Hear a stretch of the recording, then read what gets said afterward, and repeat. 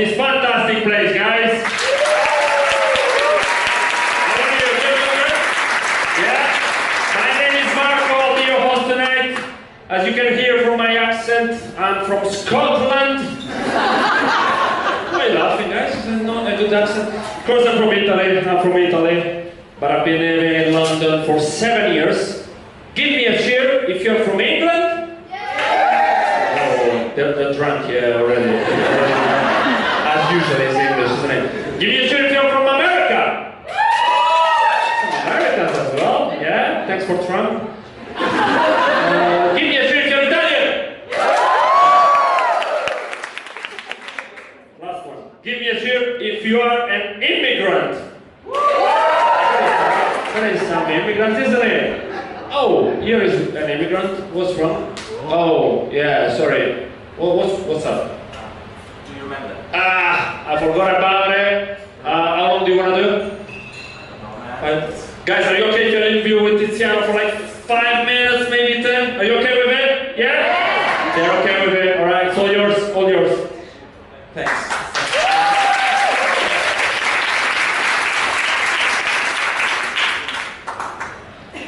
Hello, everyone. Hello, everyone. Good, nice. I have to start tonight telling you that I am so sorry. Because I need to ask you a favor. I was in New York City yesterday, recording my Netflix special.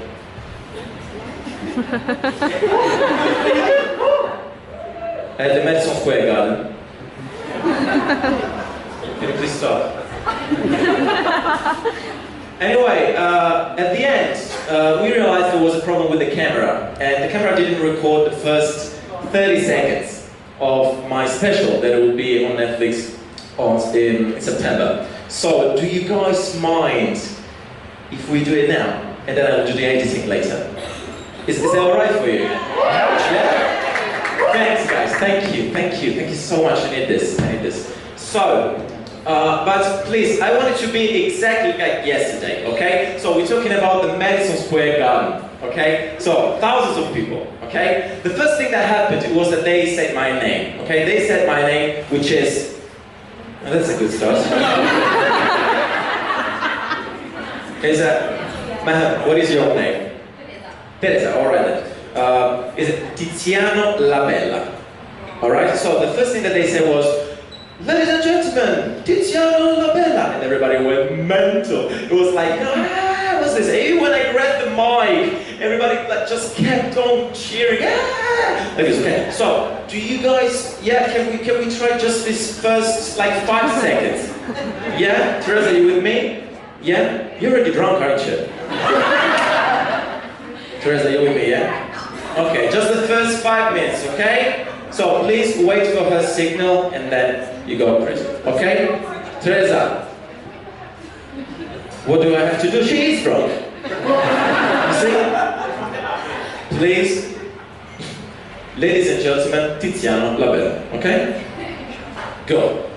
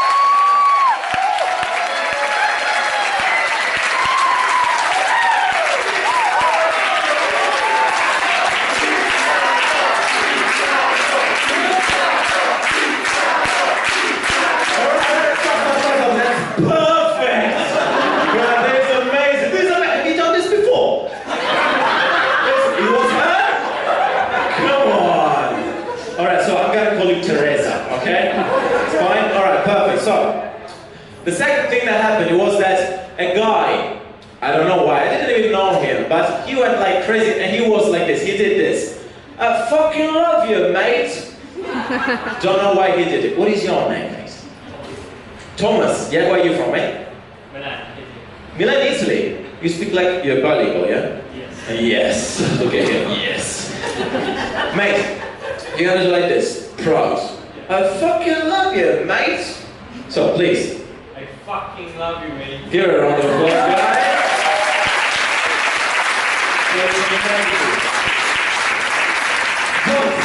Don't be ashamed, man. Don't be ashamed. I fucking love you, mate. It's fine, okay? So it's gonna be, ladies and gentlemen, it's fucking love you, mate. Another thing that happened yesterday in New York City was that a girl, don't know why, but she was like this. Oh my god, oh my god, oh my god, oh my god. What is your name? You. Oh wait, Joanne. Joanne, where are you from? London. London. You hesitated. Is it true? It's a lie, right? You're from here. I've lived here for so long, it seems like I'm from here. All right then. Anyway, so you're gonna do this for me, okay? Oh my god, oh my god, oh my god.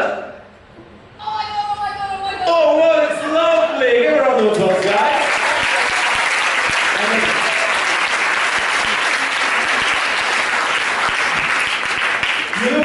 You look like a little bit painful. You know, I did the same when I was in the toilet shitting, but it's nice. But anyway, so this is, ladies and gentlemen, it's Bella. Fucking love it, mate. Oh my god, oh my god, oh my god. The last thing that happened yesterday was that woman, and I didn't know her, she went crazy and she ran here to the stage, okay? And she grabbed the stage and she was like, please, please, please. And the security guy had to come here to pull her out. And mate, you are the security guy. Man. Did you see him? No, he's good. I have a beard. Looks like a commercial. I have a beard. It is good. Mate, stop pointing at people. What is your name, mate? Chris, mate. Where are you from? Manchester. Beautiful. Okay. Teresa, every time he says something that he doesn't have to, just kick him in the knee. Mate, you are the security guy, so just, you don't need to do anything like important. Just stand up, mate. No, tomorrow. Just stand up, mate. And come here, please.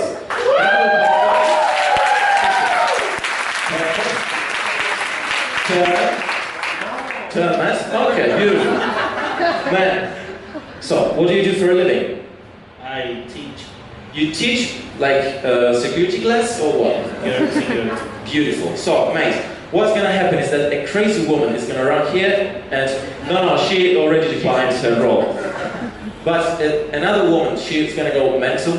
She's gonna run here. She's gonna please, and you have to say, no, please, we can't do that. We cannot do it. Okay? So, and the crazy woman, because she was actually crazy, is gonna be yes. I know you're looking away, but it's gonna be you. What is your name? Yeah. What's that? Fabiola. All right. So you're gonna run here, okay? Get a round of applause. She deserves that.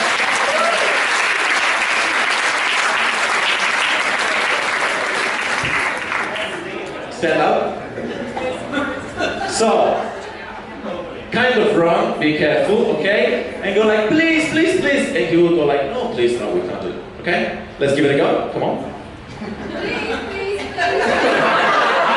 Look at here. Here, okay. Like, yeah, you are like, you look like Neo from the Matrix. Stop. So, okay? So even like, I mean, yeah, just pretend you want to do this. Okay, like, yeah, this. So, no, please, you pull up, okay? Yeah, politely then, okay? Oh my god, you're so sweat, mate. So, okay.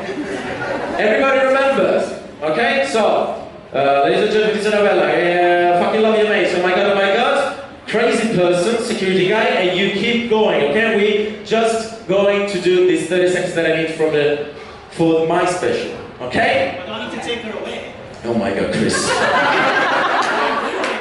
Yes, you need to take her away, okay? Or you can just say, no, oh, please, and you just go back here, okay? So, we're ready for this? We're ready for this? Okay. He's at the pool, look at him. a little bit more. Like, It's not possible. yeah, but I see your butt from here. Come on. So, fake Teresa. You ready? Silence.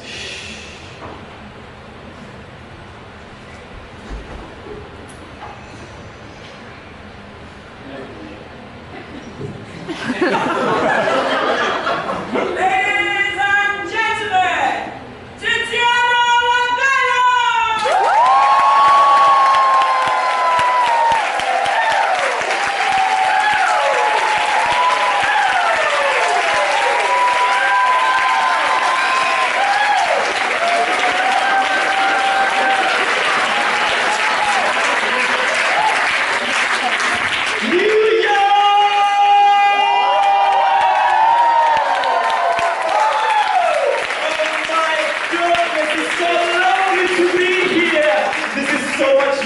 Milan, guys. This is amazing, guys. I mean, I feel special. I can't feel about you guys. Thank you so much for coming out. I mean, I feel amazing. I mean, I used to perform like in fucking theaters and stuff, but this is the fucking Madison Square Garden! Unbelievable! And the most unbelievable thing is that 30 seconds, guys. Thank you so much. Thank you so much, guys. I really appreciate this, and I'll see you later. Thank you.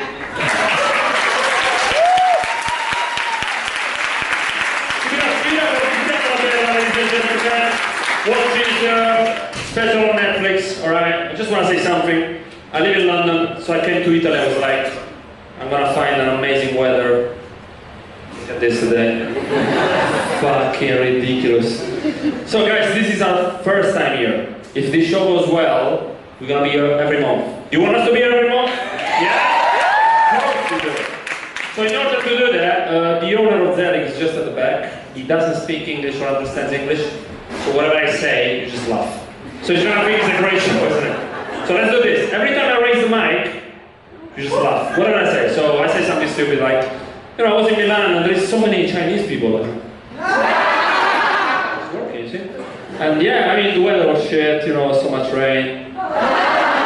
Perfect, he's smiling. It's working, guys, thank you. So we're gonna do this all night long, okay? So like, perfect. So are you ready for this? Are you ready for the first comedian of the night, yeah? Are you? Ladies and gentlemen, this is a great friend of mine. He's from Puglia. Anyone from Puglia here? 3 people. Please, welcome on stage, the wonderful Ettore Potente!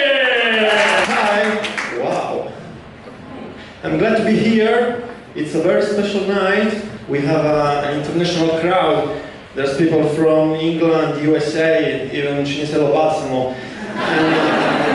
I'm from Molfetta, Puglia, southern Italy. So I know what you're thinking, okay? Because I can read your mind. Southern Italy, perfect weather, great food, reddito di cittadinanza. Of course, yeah, right. But also mafia, criminality. So, as soon as I run out of jokes, I will rob this fucking place. Well, I made this joke, and a Japanese guy came to me and he said, "Man, I didn't like your joke because it's based on a stereotype. Italian robbers, haha, what an easy way to make people laugh, stereotypes." And I said, "Really, man? Really? You with your small dick? Really?" But no, this is a stereotype too, of course, because Japanese don't have small dicks, okay? They have quite big pixels, right? We all know, yeah. Well, I'm gonna talk about myself.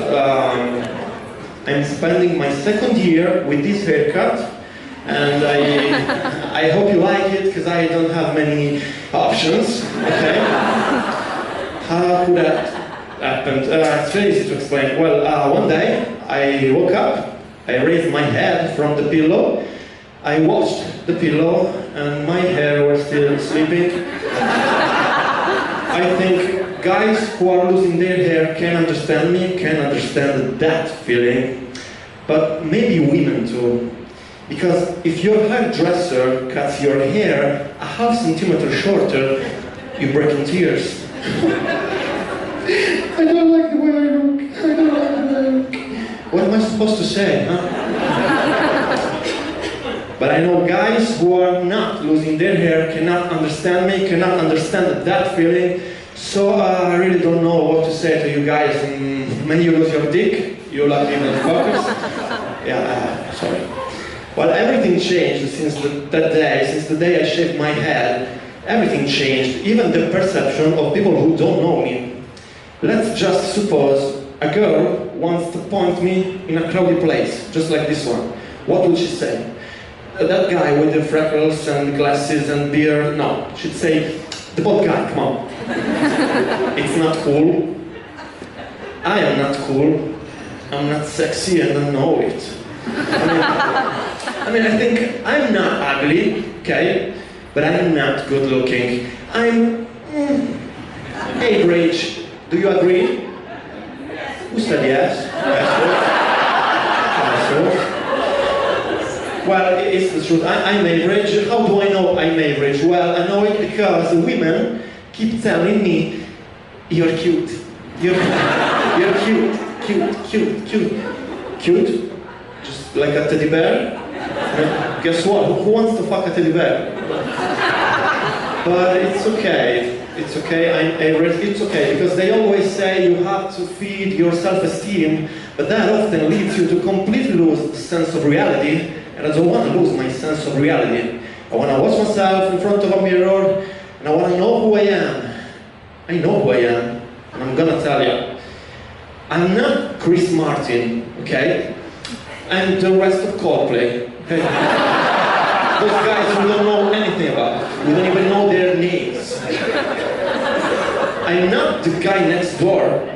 I'm the guy next door, next to the guy next door. And if you knock my door, I'd say, hi, next door. See? But even if I'm not good looking, I've had a few girls. Real girls. Living, breathing girls. Just like the one I used to follow home every night just to make sure she was home safe. Of course, she didn't know she was my girlfriend. Of course. One day, I followed her to IKEA, and there I realized she was engaged. She had a boyfriend. I felt very bad. I felt very sad. But then I thought, come on, Ettore, you know how they say, when a door closes, a fountain opens. This job was sponsored by IKEA, by the way. I also had a blind girlfriend. The hardest part with her was to perfectly imitate the voice of her real boyfriend, of course. And well, the last one, the princess. She was used to say, I'm a princess, treat me like a princess.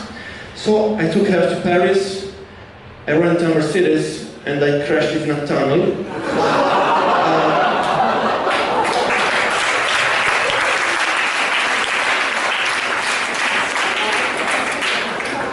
They didn't like this joke in London. I don't know why.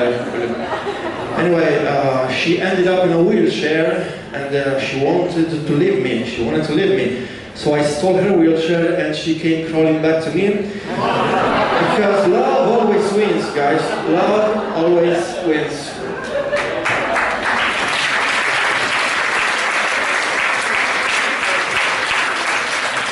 Love always wins, but since I'm not good looking, I've also been left a lot of times. And every time a girl leaves me, I hear the same song playing in my head. Same song. Never mind, I'll find someone like you. Fucking sad song the whole time.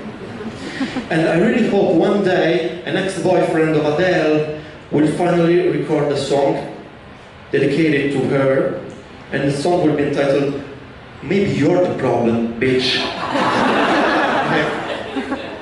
Why have I been left? Well, it's quite easy to explain. One day, my girlfriend bought some condoms, for her pleasure condoms, you know. So outside there were all those stimulating ribs, and inside there was another guy. How many of you cheat? Yeah, right, always deny, right? How many of you have been left? Raise your hand. Okay. Right, the ones who haven't raised their hand are the ones who usually say, no, no, no, no, no, no. Yeah, we broke up mutually. It's never mutual. Please don't act like the ones who are not invited to a party and they say, no, I didn't want to go anyway. You're not invited. See? Anyway, can be unsettling, being left can be very unsettling, especially if she leaves you for a guy uglier than you, right? Because I don't understand it. What, do you want to live a Samsung? Okay, then buy an iPhone. What is this Huawei you hang around with? Anyway, I grew my beard, trying to look better, trying to look an iPhone. Because I read an article, okay, which was titled, Guys with Beard Are Sexier, right? Yes, wrong, because the right title should have been Sexy Guys with Beard Are Sexier, okay? Because if you see a sexy beardy guy, what do you say? He's even sexier now. If you see an ugly beardy guy, what do you say? Maybe he's been left. Maybe he lost his job. Maybe he's a homeless. Maybe he's a terrorist. That's what you say. But since I grew my beard, people keep telling me, you look better now. You look way better now. And even if you don't mind the word now, I mean, is that even a compliment? I covered half of my face. According to your logic, I look even better with a fucking full helmet. Thanks.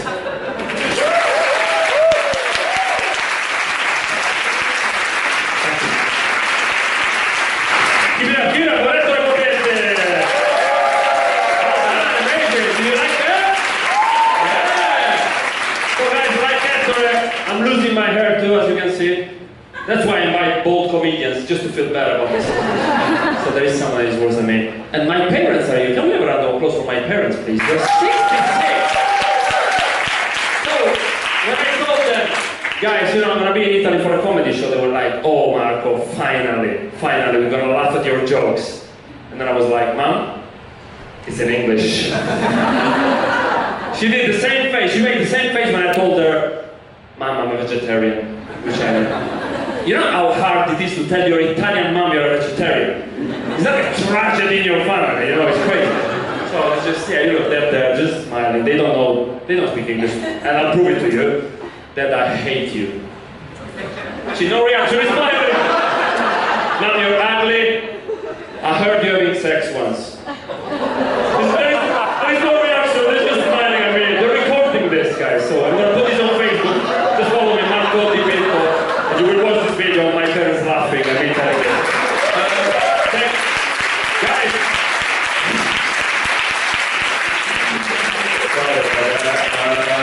You will never know this, I'm just gonna fake it and pretend I said something else. Second comedian of the night, are you ready for the second comedian of the night? Welcome on stage, the wonderful Filippo Speapico!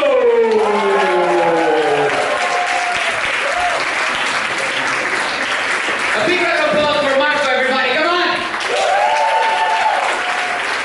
He said like this, can you believe it? Can you believe it? We're doing stand-up comedy in English in Italy. Ha! Okay, very funny, thank you very much. I am beautiful, thank you. I am so beautiful. I am so beautiful, all of you baldies, haha, you can suck this.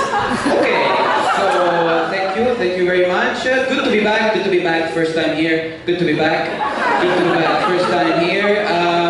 What can I say? It's good. A big round of applause for all of the people from Sesto San Giovanni here.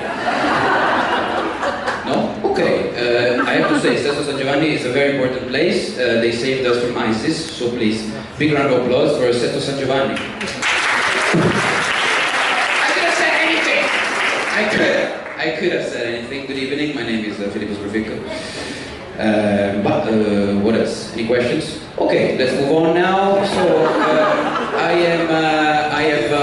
I've been to, I don't know if it's clear, but I've been to clown school. So I've learned this. and also this, and this, and this. Thank you. That was 7,000 euros.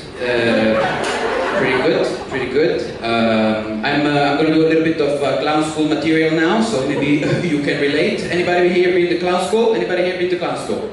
Okay, good, good. Gonna crush you, buddy. Okay, so have you ever been to clown school and fallen in love with a lesbian woman and been together for 8 months, caressed each other gently, beautifully, and then she left you because she had to write a new great American novel, and she was British.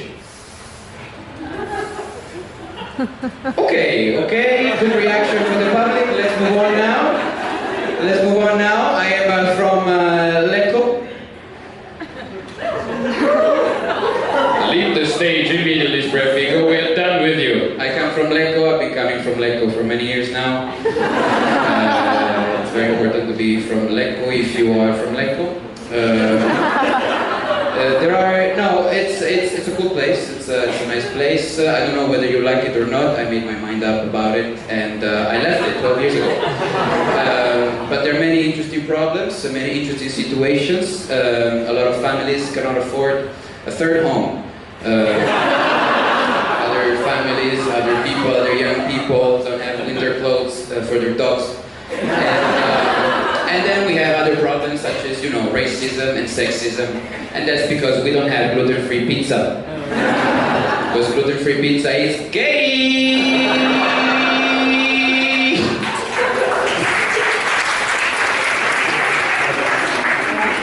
Okay, calm everybody, calm everybody. I moved to Berlin. I've been living in Berlin. I moved to Berlin before the fall of the wall, of course. Before the fall of the wall in my grandpa's place. Just a planned demolition, that's all it was, but I was living in London at the time, so that didn't really affect me. In Berlin it's cool. It's cool, you know, it's not like some kind of romantic, nostalgic decision to go back to Germany and back together. No, it is, you know, I just like to side with creditors. That's what I like to do. And people in the street, you know, they go like, oh my God, you're Italian? You're Italian? Germans in the street go like, you're Italian? Of course, can't you see I'm holding a bidet right now? And then they go, I love Italy, I love the food, I love the country, I love the nya. And I'm like, that's fantastic. And then they speak to me in Spanish. Consistently, they speak to me in Spanish, and I go with it. At that point, I'm just like, okay, mamacita, maripata, que pasta, you know. And they go like, how do you say to eat in Italian? Come, you loco. That's what you say, no? But some Germans also come up to me and they ask me very personal questions. They ask me like, how do you guys have sex in Italy? So I have to, of course, wear my glasses and explain very carefully. I have to say, well, we go naked and we rub our entire body in olive oil. And then rosemary. Let it simmer 3-4 hours. You leave it there. And then you fuck.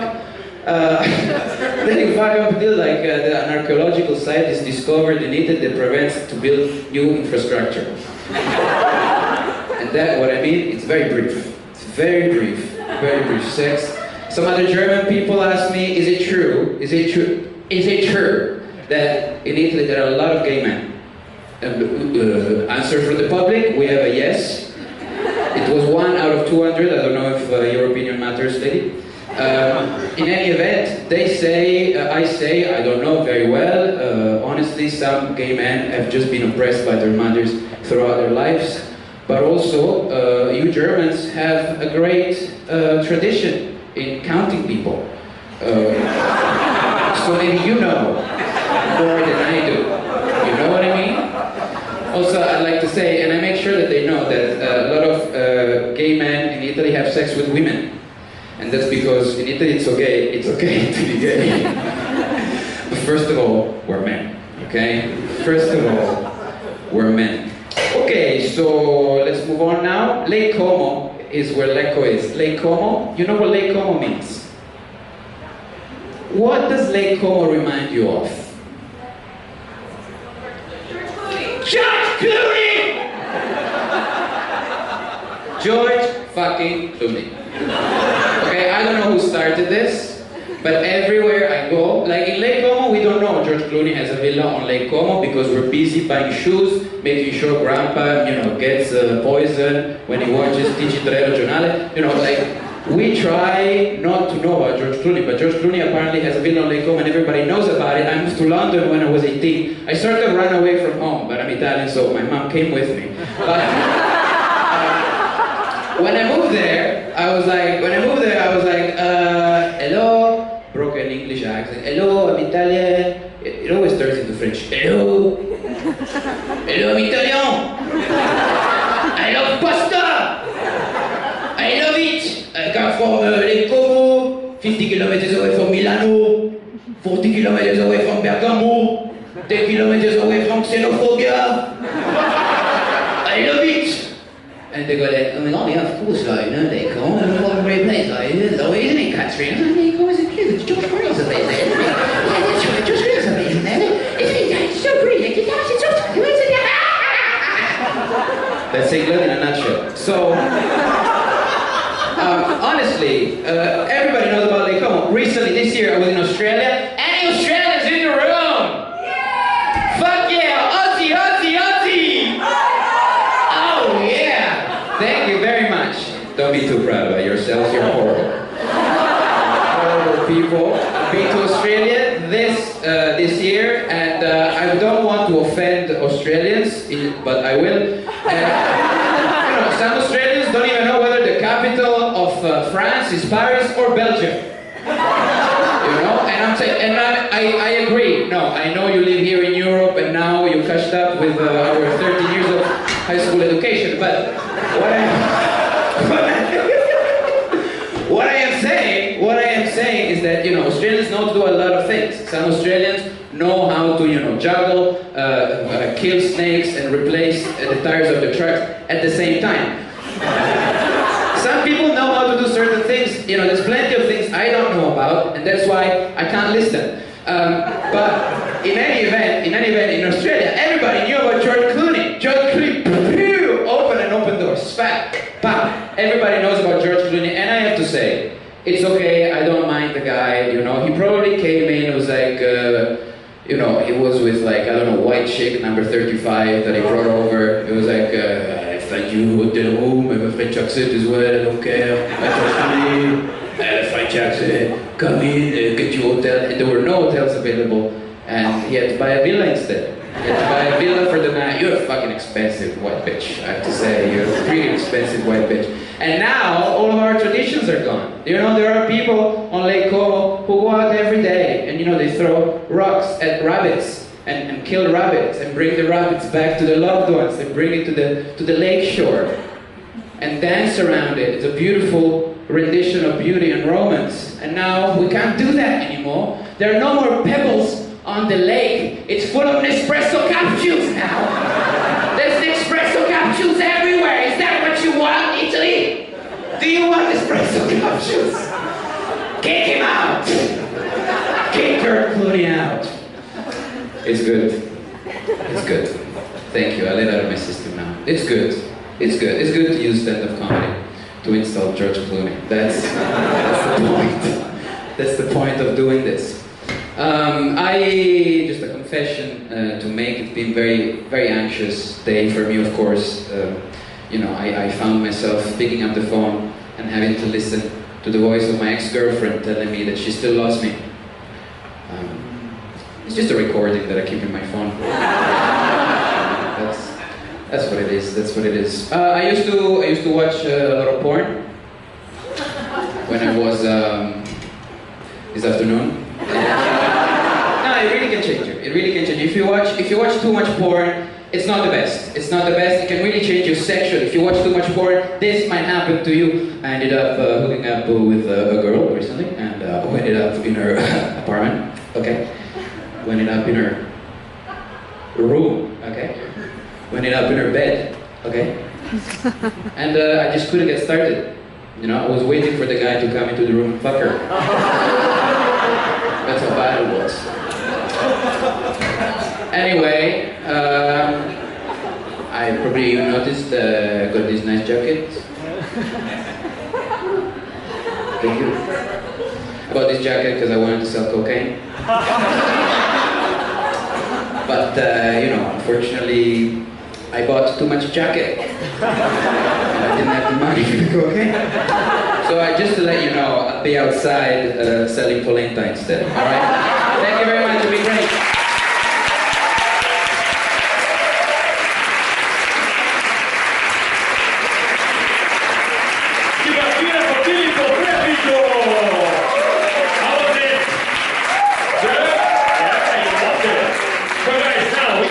One more act, then we have a break of 15 minutes so English people can get drunk. Right guys, are you still alive, English people? Yeah. Kind of, isn't it? It's a bit too long, right? So guys, I live in London, as I said already, and it's so difficult to find a nice restaurant in London because they're all fake, like they pretend they're Italians. Everybody in London says, yeah, it's an Italian restaurant, but I found a way. You know how you realize it's an actual Italian place. You just look at the menu. If they don't put pineapple on pizza, that means they're Italians. That's the only way to find it, because they're just, you know, you walk in and they're all from Pakistan or whatever, so that's the only way. One more act is a special guest, guys. Are you ready for the special guest? Are you? It's actually a fantastic guy. It's my English teacher is here. Even my English teacher is here to perform. Please welcome on stage the wonderful John Peters. Hello, ladies and gentlemen.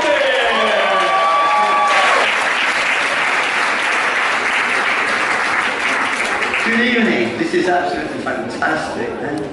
I haven't been to Zelig for a long time, and you know what? This is like home to me because I was kind of like born here as a comic, and I'm so happy that they're keeping this, you know, going, like the English thing.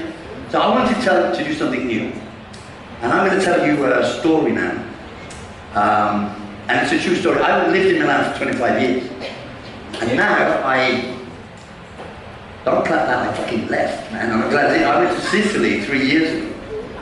And I love it there. I love it. I mean, I still come back, but you know, io dato a Milano. You know, now I live in the real Italy, and it's like Greek trees and dogs and lemons and stuff.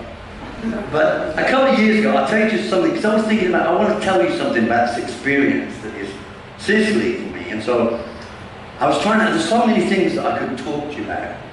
And I thought, yeah, I'm going to tell them this, I'm going to tell them this story. It's about my Uncle Frank. Now, when I grew up, I was really fond of my Uncle Frank. This is all true. I'm going to say that just once, right? This is a true story. And he loved cowboys. And I remember going to his house, and he had like, it was like red Indian photos and hangings and guns and stuff like that. And he was married to my Auntie June. And they were married for more than 50 years. And he always like yearned to go abroad, but she was terrified to fly, so he never did it. Anyway, a couple of years ago, my Auntie June died. And Frank was alone, and he'd never been out of England. Now, the British people will all know what little England that is, okay? So I said to him, come to Sicily. I'm in Sicily, come. So he came. I want to tell this story. So we were on the beach in Menfi, which is where I live. And he'd made his mind up about what Italy was in the Mediterranean. He'd seen, the sea is unbelievable. For an English person that's never seen the sea. And he looked out at the Mediterranean and he was like, wow, my God, that's amazing. But he wouldn't go into the sea. So I'm sitting there saying, Frank, why are you not going into the sea? Now, what happened was, he had seen on British TV that there are two kinds of jellyfish, medusae, in the Mediterranean. One of them can kill you. And the other one, if it stings you, then someone has to urinate on your leg, which for an Englishman is fucking worse. Right? So, here's the scene. It goes there, and now this is what happened. So he goes near, and I say, come on, get in the fucking sea, man, get in the sea. So he very gingerly, I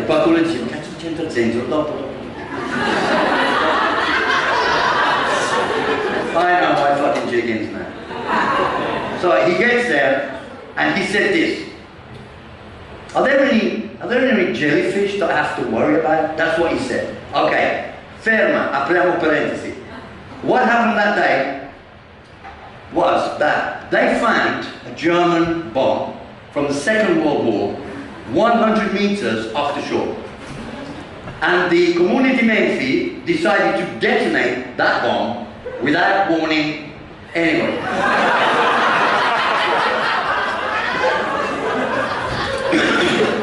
Right. Now, very unfortunately, they detonated that fucking bomb the second my Uncle Frank put his foot in the water for the first time in his life. So the whole scene went like this. Are there any jellyfish that I have to worry about?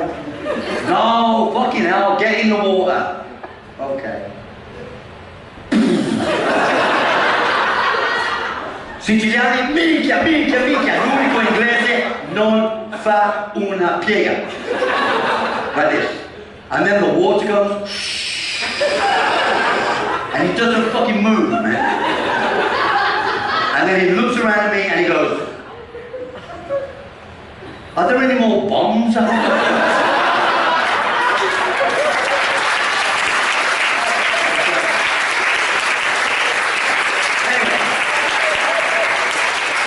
There's a very famous phrase in English, and that is, only mad dogs and Englishmen go out in the midday sun. 2 years ago, in Sicily, there was the record summer, 50 degrees centigrade. This is true, right? You probably remember that. Metà uva bruciata, no? And midday, me and Frank were going around on our bikes. Only us, and we were very hot, very thirsty, and we found a bar at the bottom of a hill. So we went down on our bikes to the bar, and they didn't have any beer. But they had really nice white wine, plenty of that. So we started to drink the wine, and it was going down really well. But wine and beer are different languages of alcohol, okay? It's a different kind of alcohol. If you drink beer, leave wine out of it. If you drink wine, it's best to leave. Anyway, so we were drinking it, and we had 3 empty bottles within about half an hour. I'm not proud of this, okay? Just telling you the truth, okay? And then I realized that there were some Italians filming us, really, really close. And I tried to get up to go to the loo, and I understood that I was fucking drunk. But you know, white wine just fregad me blue, but I didn't know I was drunk until I tried to get up. So I tried to get up, and it's like, fuck, Frank, and he's like, what's the matter? I said, try and get up. And it's like, oh, okay. And I said, look, I do television now, right? So, I don't know why they're filming us. They might be filming us because we drank 3 bottles in half an hour. But they also might be filming us because they recognise me from TV. So, this is really dangerous for me, right? It's a little serious, you know. Not everyone is someone. Now, this is what I remember, okay? I remember vividly saying to him, look, let's get up, smile, I'll get up, we'll smile at them, okay? Say hello, let's get the bikes and let's leave. Now I remember, clear as day, that's what I said. But the next day, someone showed me the video.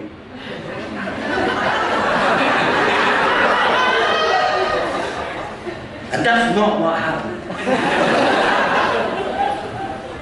On the video, no answer. Then he said to me, okay, no problem, let's go. And I smiled and we left. Now, in the video, what happened was, I said, Frank! Fuck it up! We're fucking fooling us, Frank! I'm on the fucking telly! Just smile. I'm fucked up. That's what was on the video. I don't know if there's some kind of video Photoshop, but it was really different from what. And Frank, who I vividly remember, said, okay, don't worry. That's not what happened on the video either. Frank, on the video, went, fuck yeah! Fuck yeah! Now, had we been sober, we would have accompanied the bicycles up the hill. But we weren't. So we got on the bikes, and then started to negotiate the hill. That's on video too. Now, to end the story, at 2 o'clock in the morning, We are in our swimming costume. It's fucking freezing, and we are lost. We got lost. We don't know to this day where the blacks are. No one's got video of that. There was me and him in our swimming trunks, and people were looking for us. I'm joking about this, but the police were looking for us, okay? So, my uncle had realized that at long last he had an opportunity. You know all those years of cowboy and Indian films? He could finally put what he learned into practice. So he sits down like this, and he starts to track. He became Sitting Bull Frank. And started to start. Now, that's ridiculous, right? But when you're drunk, it's fucking genius. Exactly. So I'm watching him, and he's like, and I said, what does it say to me, man? And he went, dogs. What does that mean? It means it's fucking dogs. It means it's dogs. Right, that's what I'm getting to the end of this, right? We're fucking lost. We can't get anywhere. And then Frank says, I know what we're to do. What? Because we're freezing, right? He said, we have to follow the North Star. In Sicily, you can see the sky. You can see all the stars. Great idea, Frank. Let's follow the North Star.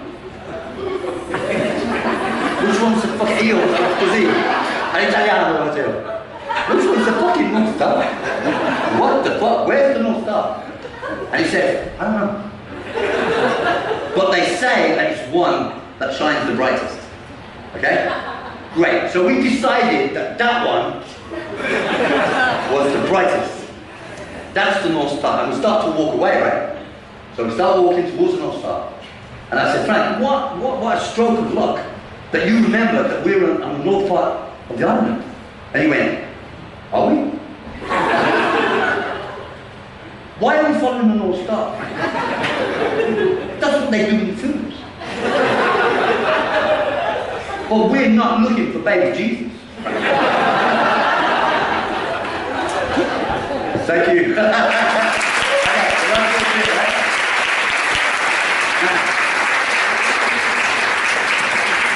A lot of people are talking about Brexit now. I personally, it's very difficult to make anything funny at Brexit. The only thing that I'm personally angry about is that, and I'll say this in Italian actually, io mi sono goduto per anni questa immagine dell'inglese, gentiluomini seri, e siamo stati scrati, porca puttana. I used to love that. Smascherati totalmente, and I'm being serious. I always knew that was fucking shit. I always knew that. The English, Tony Blair convinced all of you that we are tolerant and we're not racist. What? Smascherati, cazzo. Now you know, and we can't say anything like you anymore. Fuck it out.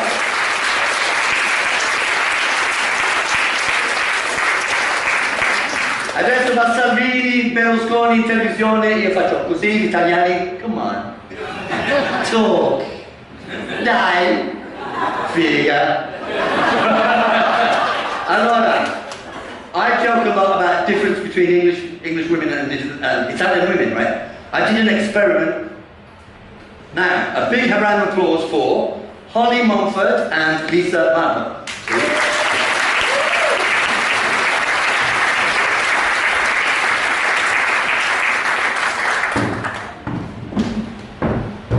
Right. Let's see how similar we really are, because with Brexit everyone says that. In Britain they say, we're English, we're not European. Let's have a look. Okay, so, Italy. You see a friend that you haven't seen for a long time. How do you react? Italy. Bella mia, quanto tempo non ci vediamo! Ma ti sei fatta bella! Oh, bella in carne! Pure la minigonna ti sei messa con quelle gambe! Che coraggiosa che sei! Brava, ti vedo troppo bella! Mua.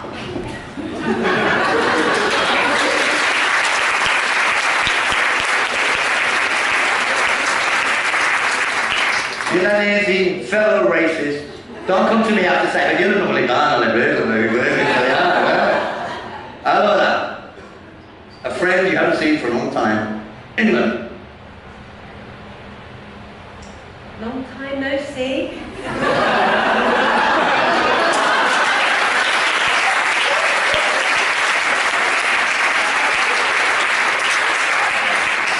And she actually overacted that.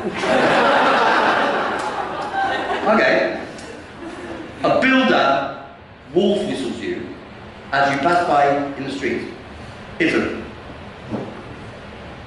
Bello, ma come ti permetti? Sta roba qua è di Pasqualino mio. E lui c'è stasera, England. I don't speak Spanish.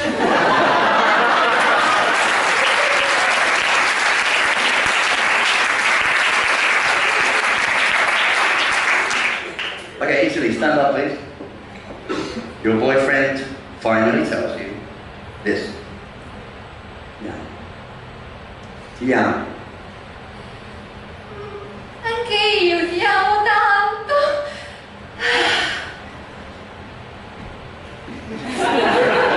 England, stand up. I love you.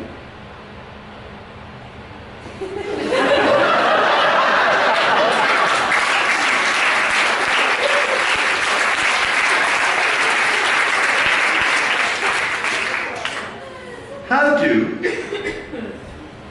English women see Italian women? Holly. Ciao, io sono italiana e ci metto almeno 5 ore solo per andare dal supermercato. Ma sì, devo fare i miei capelli, il mio trucco, devo mettere i tacchi per forza. E io vivo per la mia famiglia, soprattutto il mio bel figlio che tengo in casa fino a 40 anni. Lui è mio, è tutto mio.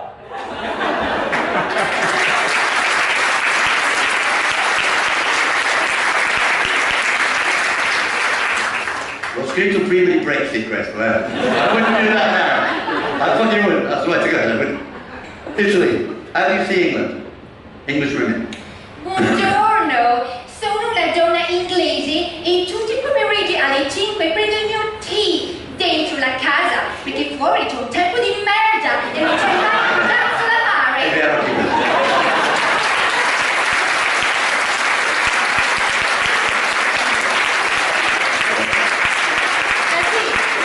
Niente da fare, vero? Perché cosa fate voi? Andate solo in spiaggia? Perché? Allora, e poi hanno in pratica non è lavoro. Perché c'è il sole, c'è il mare, da fare dentro, fuori la prezzo.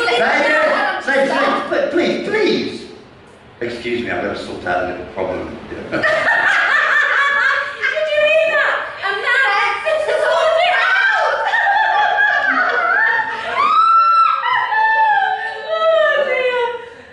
Would you like to explain?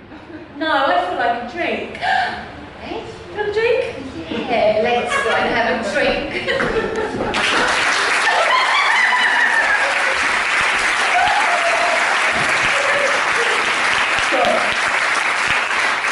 So what have we learned? Women, they're all the fucking same. Thank you. Bye.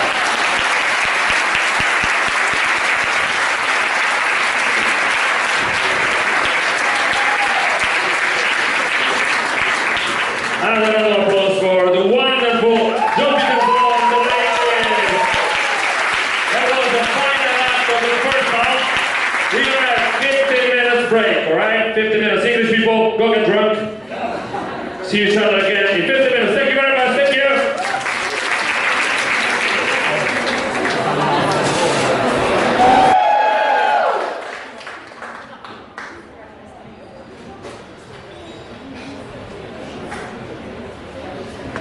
Ladies and gentlemen, please welcome to stage again, Marco Di Pito!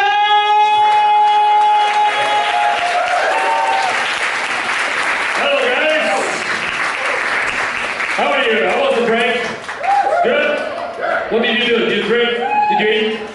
Where are you from, sir? Yes, you. Canada. You're from Canada? Let's give a round of applause for this. Did you come from Canada just for this? That would be amazing. It would be amazing, right? Can you imagine? Just a flight, Montreal to Milan, just for this game. Yeah, guys, so amazing. Did you like the first half? Yeah? I always like to talk about Italian restaurants, I don't know why. Last week I was in London, and there was this restaurant, of course a fake Italian one. There was a sign outside that said, 100% Italian style. So I was curious, I was like, alright, let's try that. I come in, and every single waiter is from India. I was like, alright, probably it's wrong. But there were Italian flags everywhere. Even on the menus, they said 100% Italian style, 100% Italian style. I was like, okay, let's try and do that. So I ordered a pizza, I ordered a coffee, espresso, of course, and then I didn't pay for the bill. You wanted the Italian style, you fucking get it, don't you? Right? So that was it. Of course, it wasn't Italian because they put pineapple on pizza. We said that already.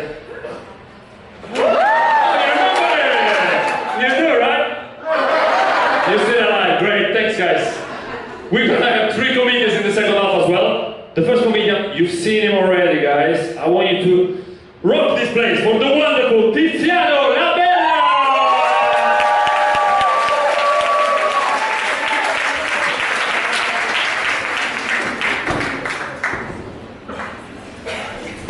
How you doing, folks? You right? Yes. Perfect. So, 1 year and a half ago, I moved to London, and my name is Tiziano. Tiziano.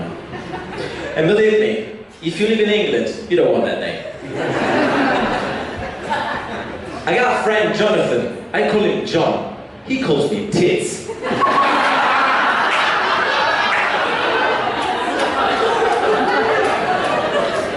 But anyway, I moved to London, and the the main result is that I am broke. Anybody broke here? Woo! Alright then. But, well, okay, everyone who cheers, I'm gonna make you feel better, alright? Because, you see, even though you think you're broke, your situation is never gonna be as bad as mine. Because you see, I'm an Italian living in England, and I am broke in euros. In pounds, I'm a homeless. Right? But I love London because London is making me like discover new emotions. Right? Because in Italy, my country here, I never felt like really hungry. Because of course you know, right? I mean, when you live with your parents in Italy, you feel a little bit like Hansel and Gretel, right? And your mom is the witch, right? And tries to fatten you up, right? Till you fatten enough and she will fucking eat you, right? And that is how my brother died. He was a good guy, and tasty. But anyway, the biggest challenge for me when I was, as soon as I arrived to London, was the language, right? English. I will never forget like the first job interviews in English, right? So it was like, alright then, so for this position we're gonna need someone very good at communicating with people in order to, you know, promote our agency at the best. Please, tell me something about yourself.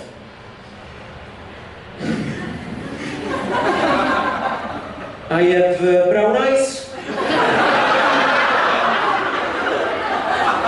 2 eyes, I am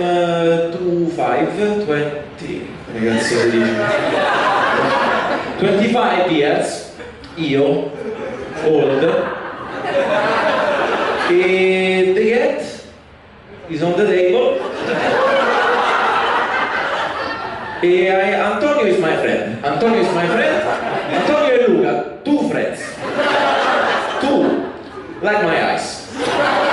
Alright then, here at your CV, I see that you experienced a few agencies in Italy, but you're very young. Please, let me ask you something. Where do you see yourself in 5 years? Yes.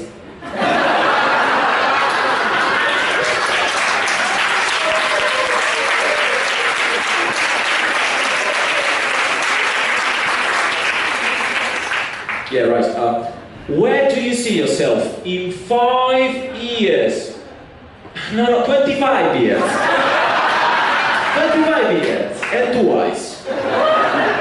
But, okay, this was a big problem, but London is a very different place. Because especially something very different is about, you know, religion.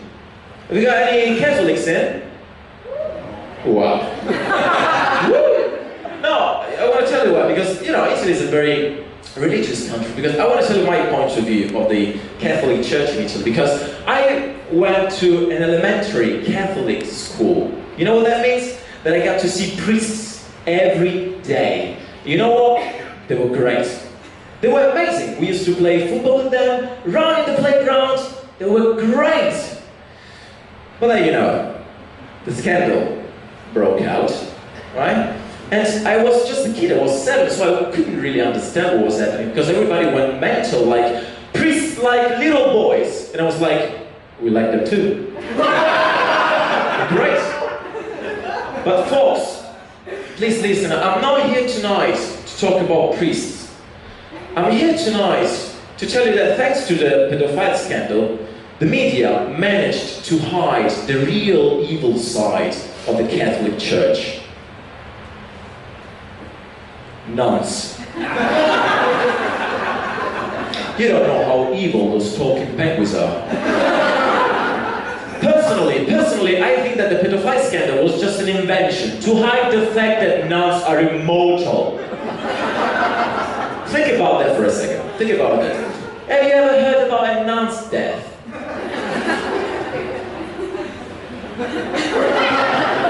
I did once. I once heard about a nun's death. And 2 days later, I met that bitch.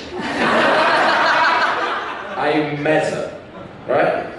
But in my family, my father wasn't really religious, right? But he came to church sometimes for the free red wine. But the real religious of the family was my mom. And she used to tell me that God was indisputable. There was no doubt that God existed, right? Just like Santa Claus, right? Let me explain that. Because when I was a kid, Santa Claus for me, I mean, I used to talk to him like before going to bed, like, yeah, I'm a good boy, are you watching me? I'm a good boy, like this. So basically, like, Santa Claus for me was a kind of fat Jesus. Yeah? So basically Buddha, right? But I remember a day when a kid at school started to talk, right? We always had that kid in the class, right? And he was like, come on, don't you know, you stupid? Santa Claus doesn't exist. It's just your mom and dad. And I was like, wait a minute. My mom and dad bring presents to everyone? And not to me? This is bullshit, right? But I came back home that day and I was worried, I was concerned. That's why while we were having dinner all together, I went like this. I said, Mom, I'm very worried about something I heard at school, so please be honest.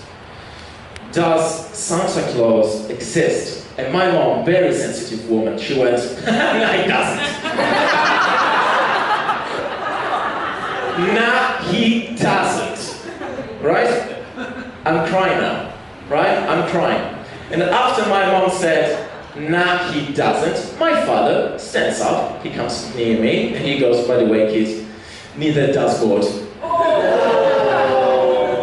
Now, I don't know what he was trying to do. If he was trying to comfort me or something, right? My theory is that he loved me so much that he didn't want to see me cry twice. He sees that I'm already crying, and he thinks, all right, let's kill two birds with a stone, right? But I love my family, I love it. I love Italy, and that's why I come back very often, right? I fly often between England and Italy. The last time was today, this morning. I came here to Milan from London, and I don't know if you agree with me, but I think that flying, right? Every time I'm on a plane, I think that for me, flying is just the most unbelievable thing that a human being has achieved, right? I mean, just a person, a totally normal person who can fly. That's just unbelievable to me. That is just a miracle.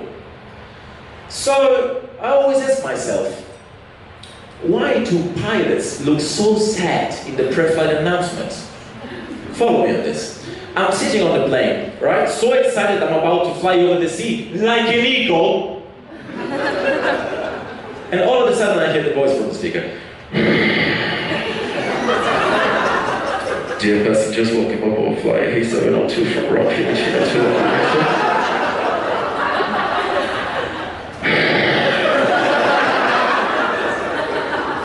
Our flight time will be way too long.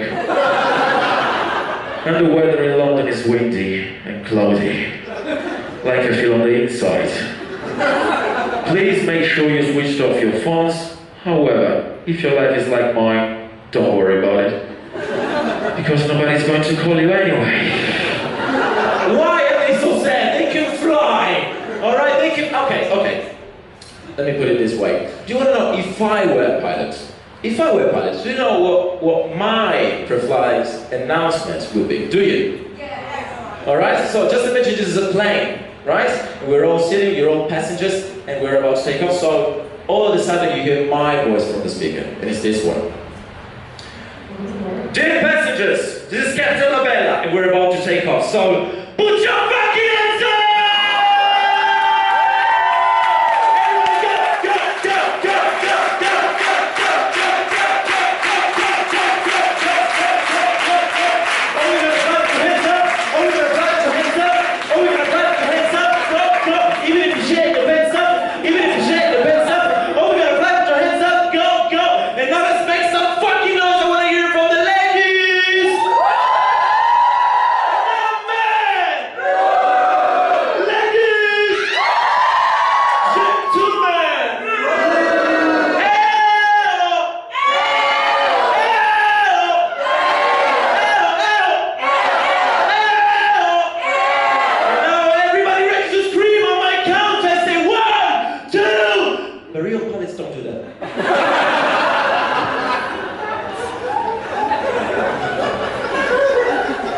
Don't do that. They are sad.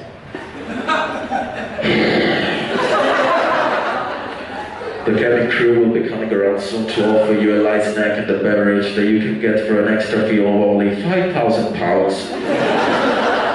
And the available in-flight movies of today are Castaway, Final Destination, and Final Destination 2. So, I have some issues about flying. Is anybody afraid of flying here? Yeah? What is your name? Mimi? Nice. For a dog? You are, wow, confidence, but I'm an awesome woman. She is. Anyway, what is the scariest moment for you about flying? From the beginning to the end, that's a good answer. Fair enough, when it's in the air. But for me, the scariest moment maybe is the landing, right? When the plane starts to do this shit, right? I hate it, I shit myself. I like resigned to death, right? So, this morning, I was coming from London here to Malpensa, and when the plane started to do like this, right? I sent a text to my mom saying, "You have been a great mother. We're about to crash." And my lovely mom texted me back like this: "Switch off your phone on the plane, you cunt." Thank you so much for saying it.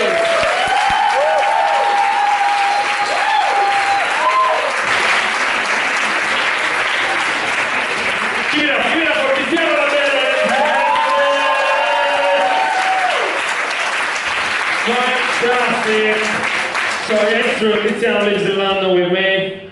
We live together, and the only reason we are here is not because we like Milan or anything. It's just because of Brexit, I have to be honest, guys. So just in case it goes, wrong, we're safe here. We know we have a nice crowd here. The owner of Zelig is so happy, because I always smile, he thinks it's a great night. So thanks for that, guys. Are you ready? We got 2 more comedians. Are you ready for this? Have you got some energy? Where are the Australian people? Where are you? People Australia? Are you still here? The dead? Did you kill them English people? Did you kill the Australians? Come on. Italians, are you alive? Are you alive? Now, we have a wonderful comedian. It's his second time doing stand-up in English. So be kind, be nice, you know. You know that, right? Do that all the time with him. He's an amazing guy. Please welcome on stage, Salvatore Zappia!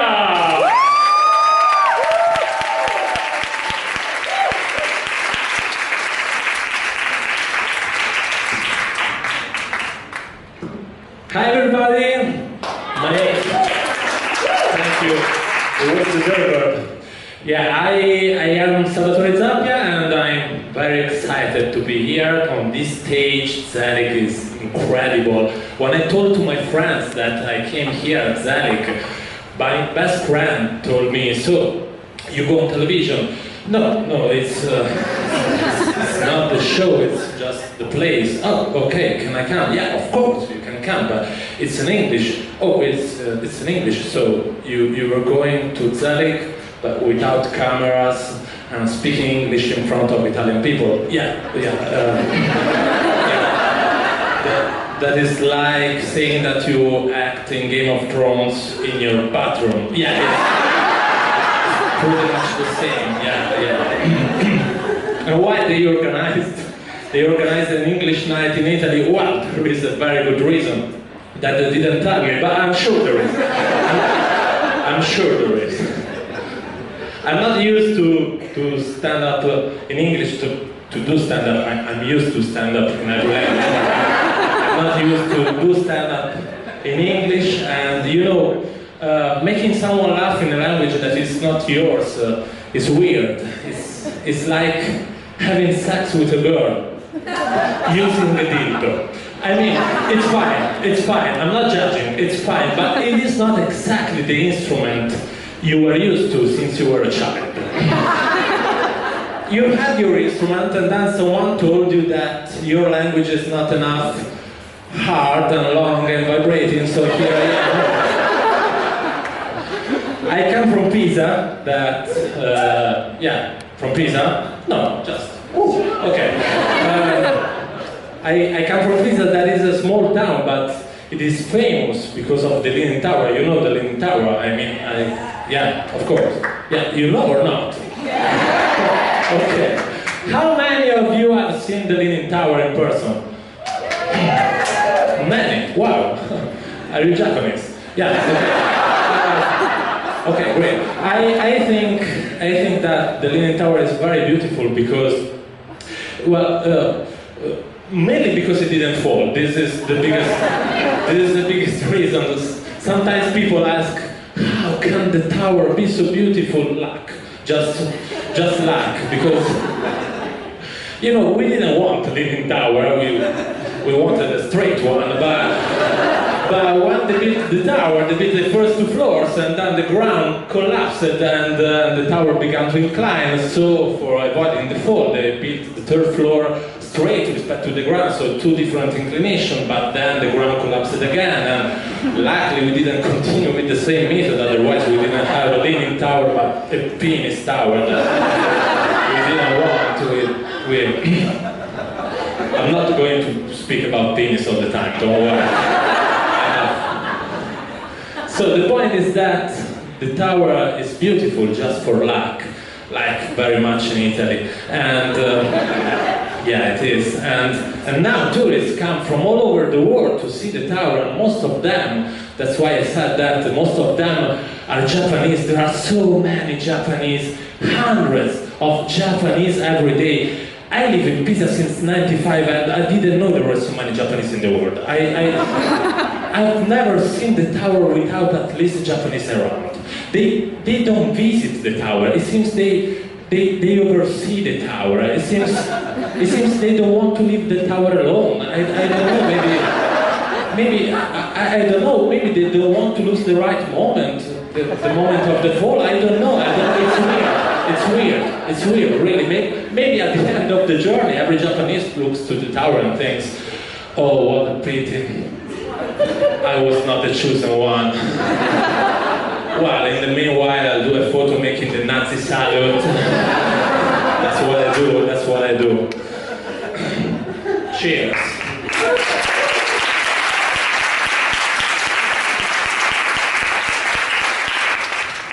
It's vodka, of course. And I come from Pisa, but I have a mixed family because my mother is Italian and my father is from Calabria. And yeah, it is.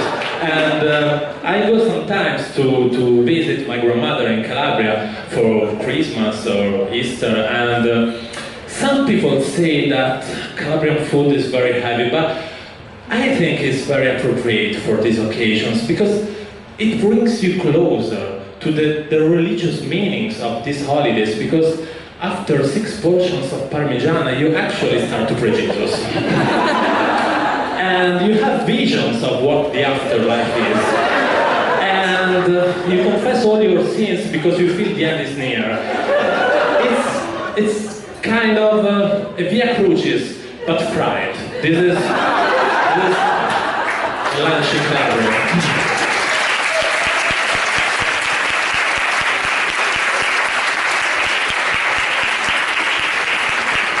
But the problem is when me and my grandmother are alone, because you know she wants me to have a baby, but she's sneaky. She doesn't just say I want you to have a baby. No, she goes like, your cousin,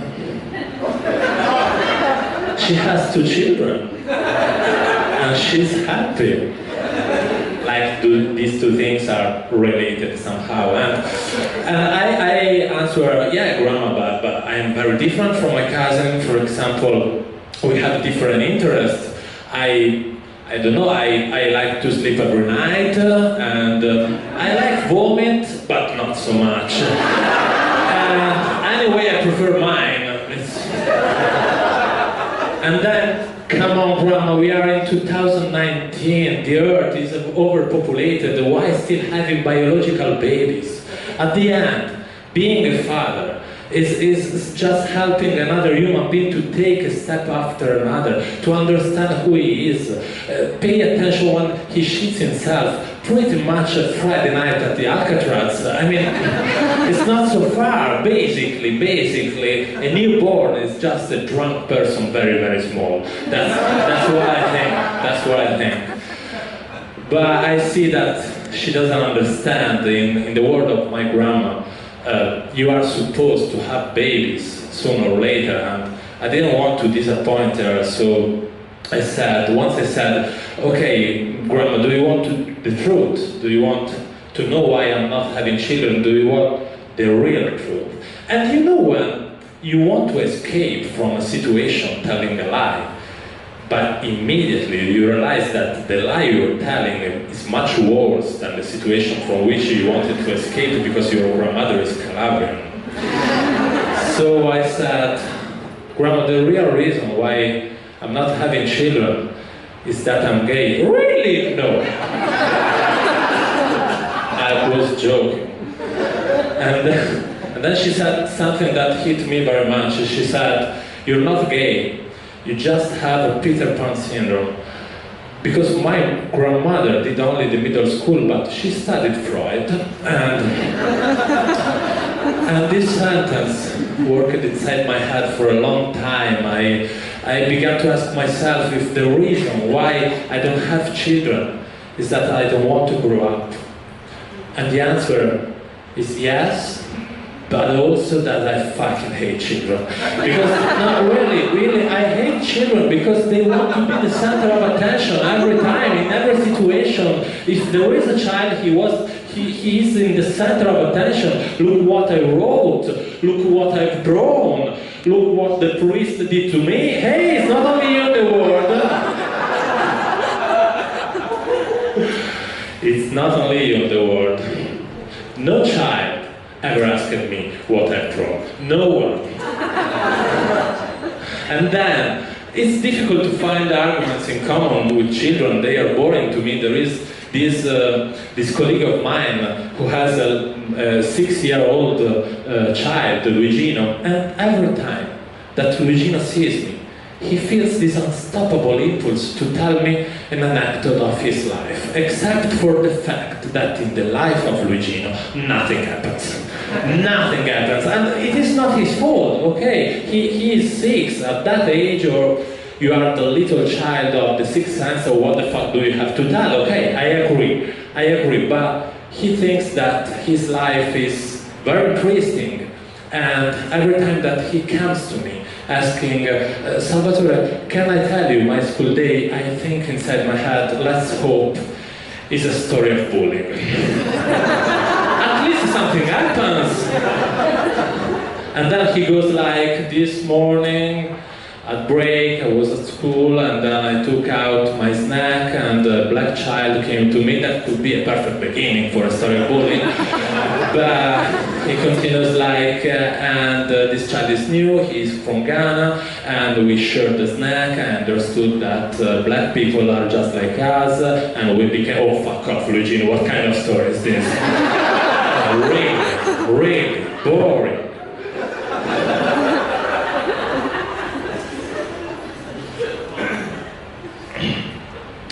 The truth is that I don't want children for now.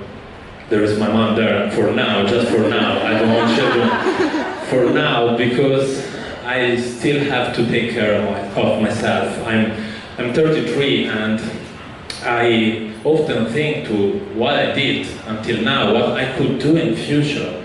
And sometimes I go on internet to see the lives of the famous persons in order to see what they did before 33 and never do it.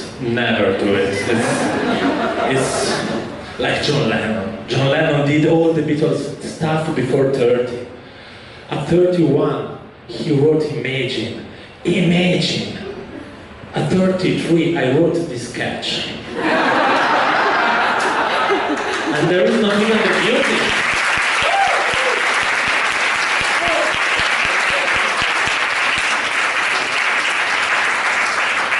Oh, Cristiano Ronaldo, he has my age and he did an incredible career, fucking bastard.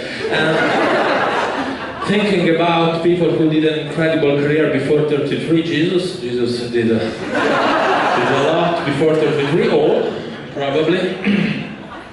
I think sometimes to Jesus, I don't know why, I'm not Catholic, I'm not religious at all, but I'm not even atheist, because I don't want to close any door. I mean, there are so many religions in the world, and if you choose the wrong one, you will burn in hell forever.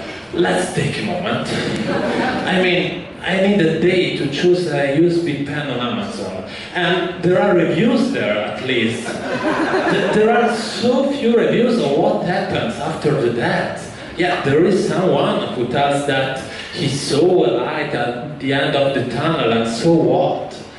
Probably is what also Lady Diana said before dying. I see a light at the end of the tunnel. What does it mean there is God? Come on. I don't think so.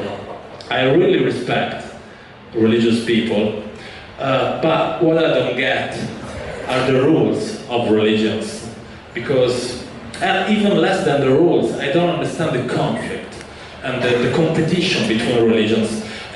You know, every religious person thinks that at the end of time, his God, and only his God, will defeat all the other gods and will be recognized as the only true God. And okay, I get it, it's like football, but I really don't understand why no one asks himself how strong are the competitors.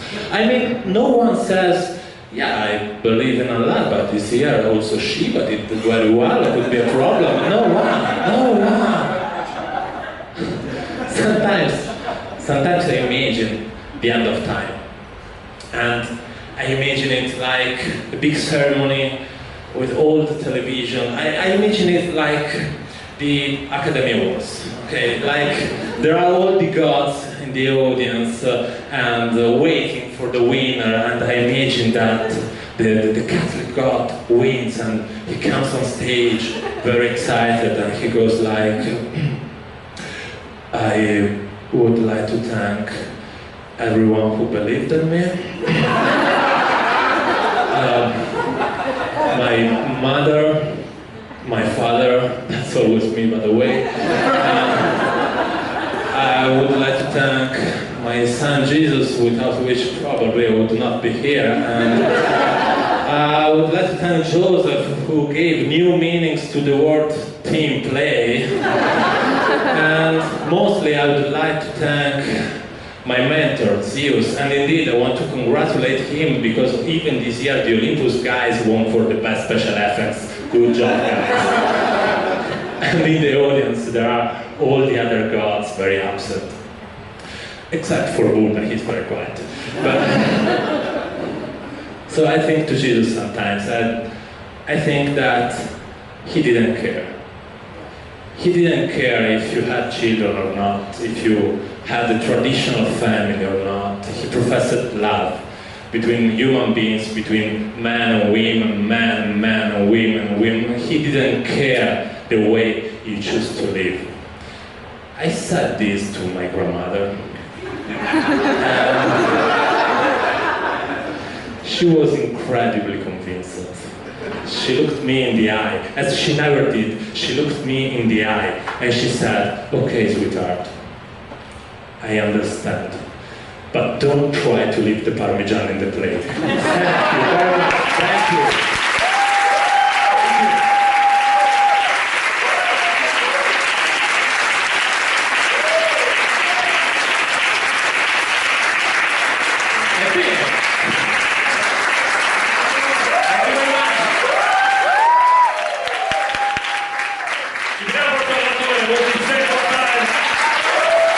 You got some energy in you? Yeah, you do. Now it's a bit late, it's almost midnight, guys. I want to ask you a question, very important question. How many people are on Tinder in here? My dad? He doesn't speak English. How many people are on Tinder? Raise your hand if you're on Tinder. Fucking liars. No one? Well, I'm on Tinder. Yes, who said yes? You're right, that's alright. I'm on Tinder, but my girlfriend doesn't know I'm on Tinder. I'm joking, I don't have a girlfriend. She died. But yeah, it's true that I'm single because in London it's very easy to be single. In Italy it's nearly impossible to break up with a girl. I'm from a very small town. Do you know Barletta? It's a very small town in Puglia. You can't break up with a girl. If you break up with her, everybody knows you. And if you break up with her, her dad will probably kill you. Her friends will break your legs, they will follow you around. In London, what's the worst that can happen if you break up with a girl? She unfollows you on Instagram. That's the worst case scenario. This didn't work really well, so I'm gonna use this every time you go laugh. But we have, as I said, a final fantastic performer, guys. He's been performing all over the world. He lives in London, but he performs here at Zelig. He's a regular at Zelig. Please welcome on stage the wonderful Luca Cubani!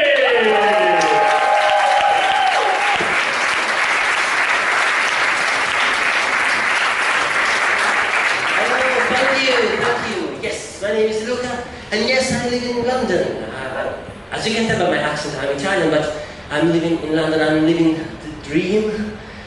Sharing a flat with strangers and a couple of mice. I like to think they're a couple, maybe they're just friends, but I'm romantic. I hope that, one day maybe they get married. Who knows? And I like London. It's beautiful and huge and stressful, and beautiful and stressful and stressful. And people walk fast in the streets.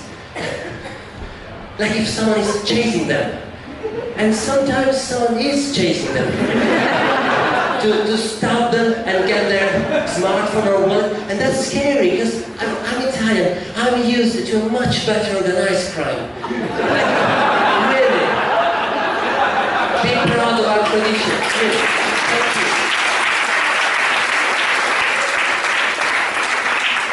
Last time I came to Italy, I was on a bus and someone took my wallet in such a beautiful way. I didn't even notice, no need to kill me. I mean, you appreciate, he must have done some effort, some warm-up for his fingers. I think he spotted me in the crowd like a local stupid tourist. You enjoy this, it's nice. So, but you know, we do have violent crimes in Italy. But either it's an organized job, you need to apply. It's very hard, and that's why I moved to London, because I was rejected. But, or violent crimes, it's within families, and mainly men. Oh, on the newspapers, almost every week, you read about these men, they cannot take a rejection. So you read, oh, this husband killed his wife, and his mother-in-law, and his daughter, and then he tried to kill himself. What do you mean you tried? You just successfully practiced murder on several people. You should be a pro by now. Try harder. I never get this tried. Last week someone jumped from the first floor. Really? Come on. Anyway, so I keep telling people in London, please come and visit Italy. It's a safe place if you don't have any Italian relatives. And you know, we might need your money because Italy financially is getting a Greek. And it's not a poor country, but we don't know how to spend taxpayers' money. Last time I checked, the Italian Prime Minister's official car is a Maserati. Why? Oh, it's an Italian car. So it's Fiat Panda. Drive a Fiat Panda? No. Official cars need to be armored, bulletproof. You cannot have a bulletproof Panda. I get it. But the thing is, Panda is the safest car on the world, because if you drive a Fiat Panda, no one wants to kill you. They feel sorry for you. Think about it. President Kennedy in Dallas, if he had been on a Panda,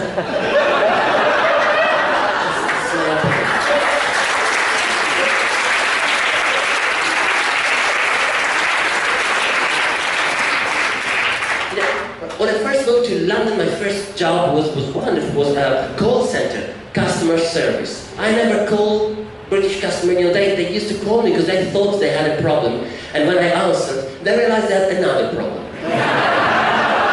Asking for a supervisor. But that wasn't the plan. When I moved to London, we have a call center in Italy, no need to go there. But the thing is, you know, I'm an actor. You can tell from the confidence I have on stage, I'm a professional trained actor. And when I moved to London, I wanted to be an actor because there are so many chances and commercials and videos and music, everything. And sometimes they specifically require an Italian actor to play the barista. But every time I applied, I never got any job because they told me that my accent is quite good. I was born with it. But apparently my face doesn't match my accent. I was told that I look more Polish. They told me if there's a commercial for a pizza, you don't look like Mario selling a pizza, you look like Pavel trying to sell an Eastern European version of a pizza that nobody will buy. So I'm waiting for Ken Loach to write a movie about this Polish immigrant with an Italian accent in London after Brexit. That's a sad movie.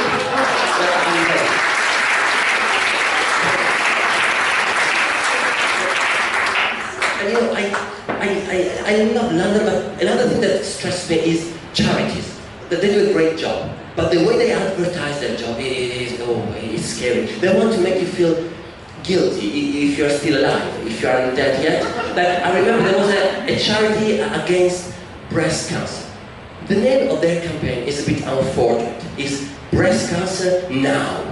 I would say later, maybe never. In their campaign, there was a picture of a very sad woman looking at me and said, "You cannot save my life." I'm sorry. But you could save your mom's. Actually, she died of cancer 5 years ago, so it's a bit of a double failure, but thanks for the reminder. Because, you know, I'm hypochondriac, I'm scared of death. I don't smoke. I breathe air in London. So it's just a matter of time. And if you're breathing air in Milan, I guess it's more or less the same kind of situation. But you know, if you smoke, I love it. Because they try to scare you with those pictures on the packaging of cigarettes, like the guy with a hole in his neck. It's quite uncomfortable to smoke through a hole in your neck. I respect the guy so much. My favorite picture is the smoker's lungs. Have you seen it? There's a picture of a pair of brownish lungs. Now, I'm not a doctor, but the guy is not with us tonight because, you know, his lungs are quite brownish. If you compare them to the other picture, the white, fresh lungs of the non-smoking guy, who must be dead, because I can see his white, fresh lungs outside his body. So, what happened to the guy who didn't smoke? He should be with us. I don't know. They never tell you. Maybe someone was chasing him in London. Who knows? And you know, I try to be healthy. I drink green tea every morning. Have you tried? So healthy. If you haven't tried, it's like licking grass. Licking hot, wet grass. But it's healthy. And there's a healthy food, a British health food I didn't know about in Italy. Porridge. Do you know? Oh, porridge. Wow. Few supporters of porridge. In Italy, you don't know what, because I didn't know what was. My uncle in Italy used to give it to his horse. But then again, you know, in Italy we eat horses. In the UK they don't, so they have to eat porridge. That's the chain of food.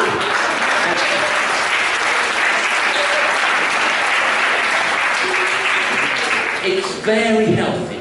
It lowers my cholesterol. It takes my happiness away. Why don't they write on packaging something like allergy advice? It contains oats and saltness. So you get prepared, you know, just to help you. And you know, I feel we are friends now, so I can tell you I'm Catholic, so we go to heaven.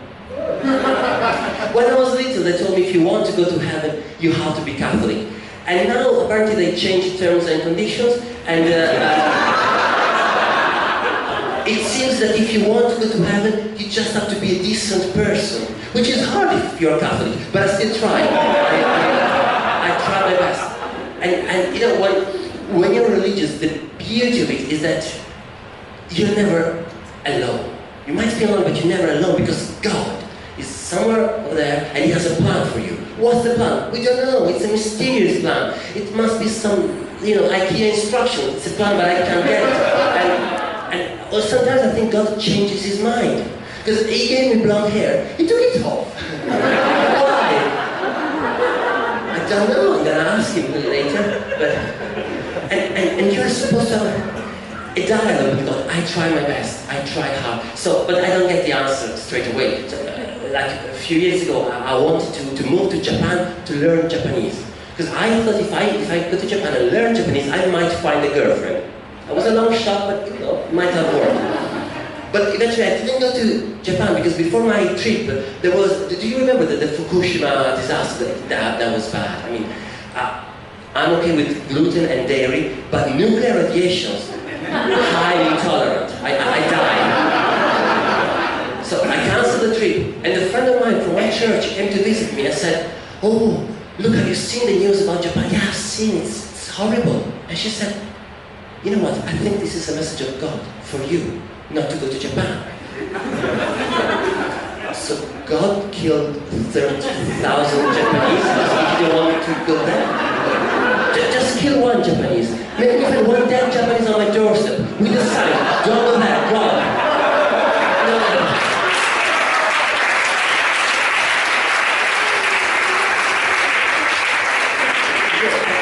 A simple, easy message, like a Da Vinci Code for beginners. Anything like that, but you crack it.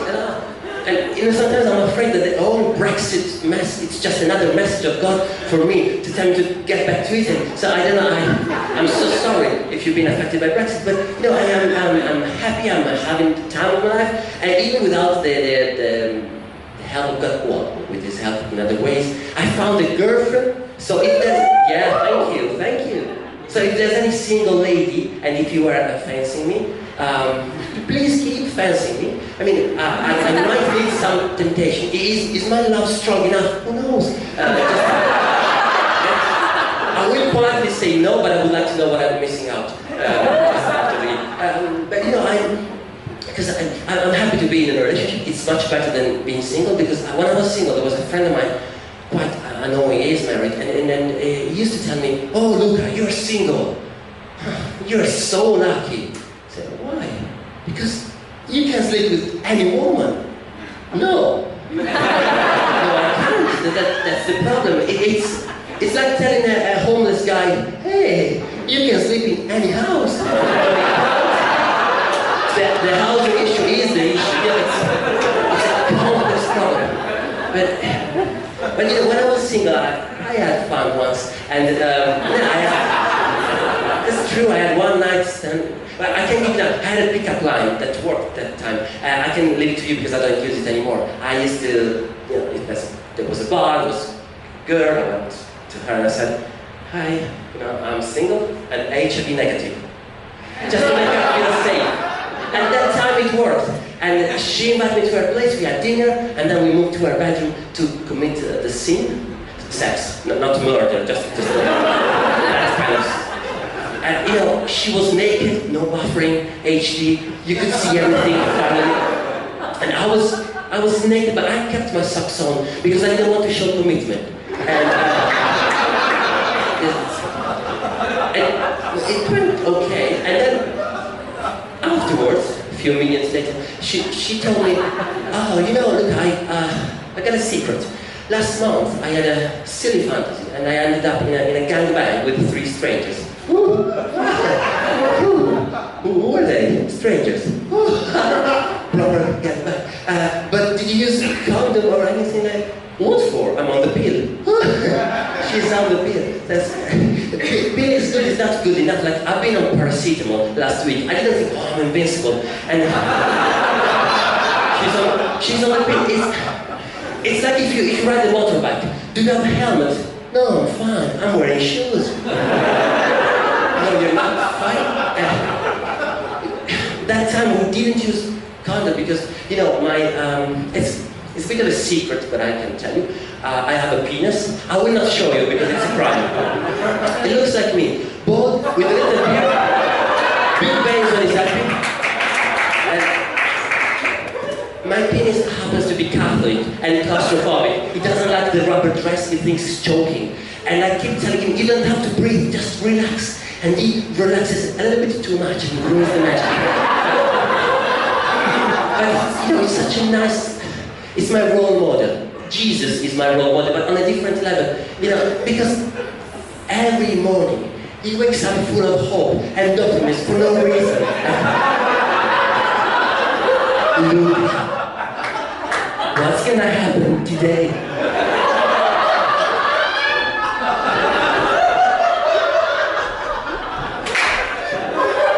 Porridge?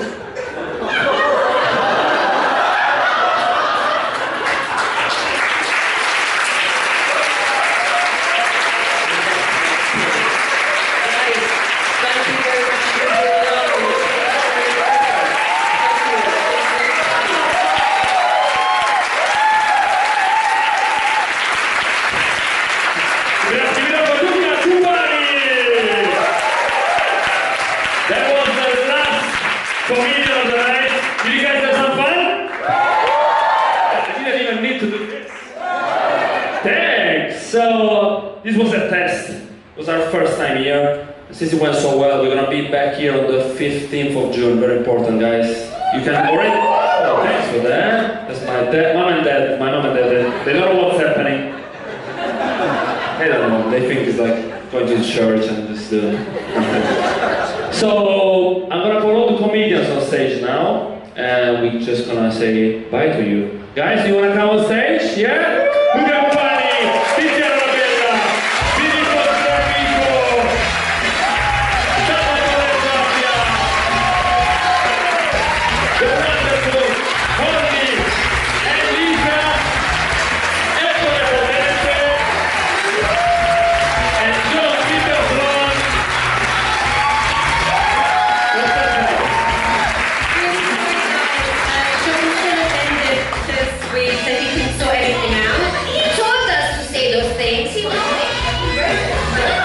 Gli uomini sono un po' permelosi.